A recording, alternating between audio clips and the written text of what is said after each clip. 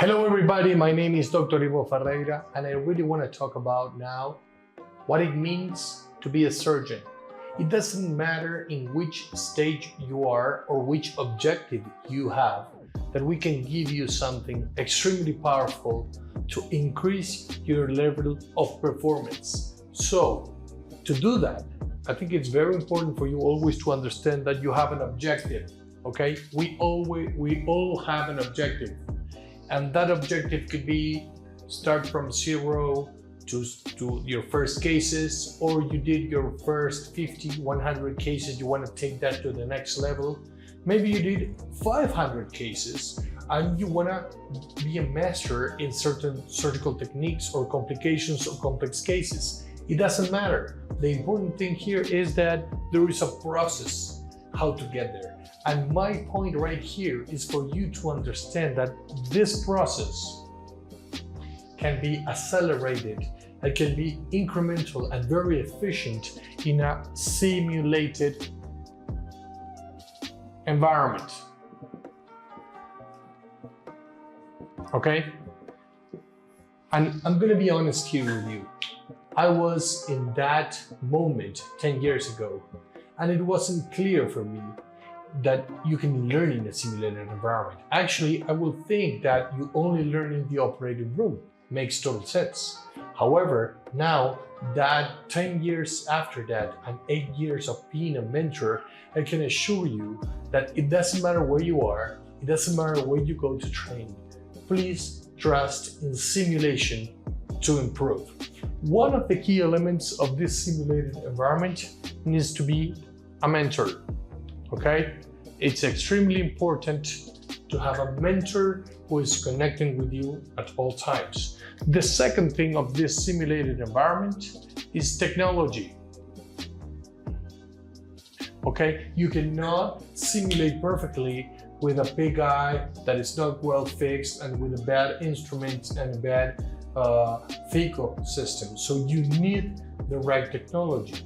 You need the best simulator that you can find right now, that the gold standard is the IC from Hackstride Simulation. There is others like Help Me See, but more for M6.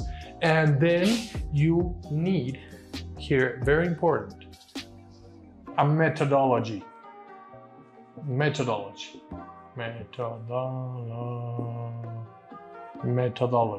Okay? So there's a way how to train. For example, you need to start with simple tasks and then make it more complex. You need to do many surgical steps separated from each other because they are completely different. So I'm going to list here many of the key elements of a simulated environment. And again, I repeat, it doesn't matter where you are, it doesn't matter your objective, that you need to always be reliable to manage complexity and to manage complications in order not only to be competent, but to be an expert. But I'm going to start to list things that maybe are not very intuitive for you. The first thing, number one, number of procedures. If you have a good methodology with a curriculum,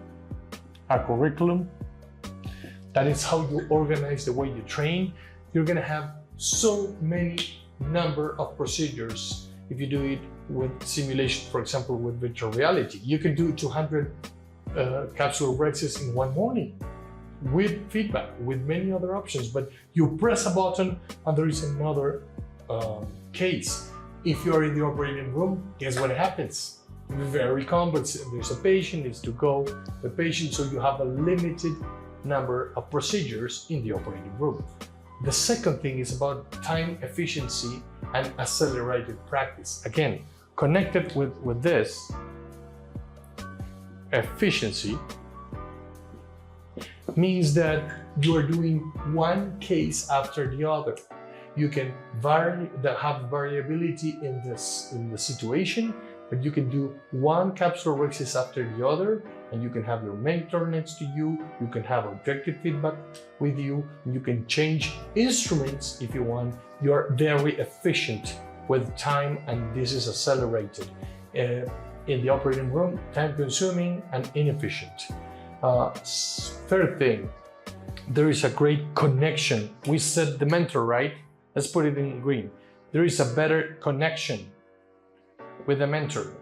Of course, you need a mentor in the equation, and if you are doing simulation without a mentor, this is going to take longer. So you need a mentor with the simulator giving you feedback and helping you in the tasks that are more complex. So in a simulator environment, you have a strong connection with your mentor, because your mentor, for example, you can do the task, then the mentor comes and can do a demonstration, then you do it again. So there is a big connection with the mentee and the mentor in a simulated environment.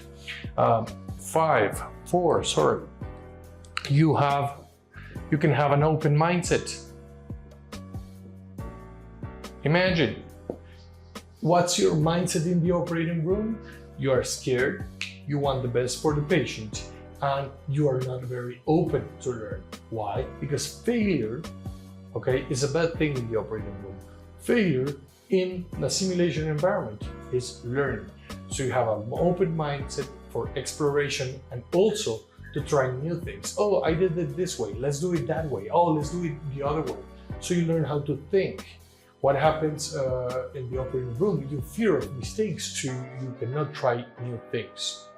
Okay, this is one of my favorite. Number 5 is about the trainer being the VIP. The very important person in simulation is the trainer. The very important person in the operating room is the patient. So again, you're not open to learn. 6, in this methodology, okay, one of the key elements is feedback. You need objective and subjective feedback. This is probably one of the most important things for deliberate practice. Okay, this is why simulation is the best. In simulation, you're training. In the operating room, you're performing. You need to have a training environment in order to have feedback. Immediate, objective, and subjective. What happens in the operating room is limited, delayed, or absent. You need to have a control, I'm gonna keep going, control scenario. If I have all the variables that are controlled and you're changing one variable, you know what's happening. Let's put an example, like you're doing capsulorhexis and I'm changing the tension of the sonula. Oh, you can understand if you have high tension or low tension, you're gonna do this or that. That's extremely powerful in order to learn. 8, deconstruct task. You want to learn, for example, something like Phaco chop, horizontal or vertical. What if you can deconstruct a very complex task? And then by deconstructing, you understand what you do with the Phaco 2-3-2. You can understand what you do with the non-dominant hand, how the vectors bend, and then how are the movements. What can happen right, what can happen wrong, and do it again and again and again. That can only happen in a simulated environment, and that is why so many people don't train in more complex techniques in the future. Let's keep going. 9. Safe environment.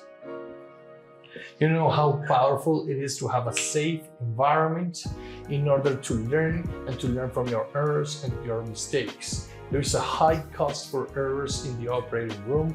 You don't want to go there. I did my training in the operating room. It was hard, it was difficult, and many times I questioned myself if I was good enough in order to be a surgeon. Number 10, focus. You can focus and can have, as we said before, deliberate practice. Only perfect practice makes perfect. You can do that in the operating room, in the simulated environment. You can do so many things. You can do it, have feedback, do it again, correct some changes, see the replay of what you did, and do it again. The power of simulation, it's incredible. You can 11, master complications. Imagine, master complications. Okay, so for me, I did a fellowship. I did more than 1,000 cases in 1 year. Was I competent doing an anterior vitrectomy? Not really. I did some, I think I knew what I did, but I had many doubts and it wasn't clear and easy for me. Guess what? You can be competent doing an anterior vitrectomy in a simulated environment. And when you go to the operating room, you already know there's random exposure of complications, if any, in the operating room. 12. Crisis management and training under controlled stress. I can inoculate stress. In our training program, we have monitors and we will stress you on purpose. Why? Because we want to know how you handle that. Which are your coping strategies to manage stress? And that's very important. Again, we're not trained like this. We're trained in the operating room and we feel alone and by ourselves. In a simulated environment, if you inoculate stress, then can give you strategies in order how to handle that. We don't have training buffers or coping strategies. 13, we can help you with a competency-based progression. This means that if you're competent in something, then you can go to the other and more complex things. Let's put you an example. You can be competent in a medium hard cataract and then you go for a hard cataract, okay? But it may be in the same week, maybe in the same day. So you learn how to think, you learn how to manage that. And what's happening in the operating room, that is time-based progression. They think that time is important. Oh, I did 200 cases, so I'm able to do something. No, that's incorrect because it's gonna take you longer, okay? Again, 14, we're coming to the end. Feedback driven. Everything is about feedback. We say it again and again and again. Feedback. You know how many times deliberate practice? Feedback, feedback, feedback driven. We want feedback and we want to personalize learning curve. This is for you. It takes longer, it doesn't matter. Do you think because it takes longer you're going to be a worse surgeon? No, completely the opposite. Maybe when you're slower, you're learning and you're grabbing knowledge long term, and that's very powerful for you. Okay? Again, very important things. 15. It doesn't end, right? Simulation empowers reflective practice. This is so powerful, guys. You need to reflect. Actually, there is many books that says that you learn when you're reflecting about something, not when you're doing something. This is very powerful, and this happens in simulation because you can do it, reflect, and do it again. Reflection opportunities in the operating room are very limited, okay? 16, okay? Again, you have a psychological safety that enhances deep learning. This is powerful because you feel safe in a safe environment. Your deep learning, it's improved. This is very powerful. This is everything about how an adult learns anything new. If you feel safe, you are processing better the information and you have deep learning. Okay, and 17, let's put it big, because simulation can build true autonomy, what we want. Okay, again, in the end, if you think about it, simulation is going to be a long way and actually will never stop if you are great. You need to simulate all over your life if you want to improve as a surgeon.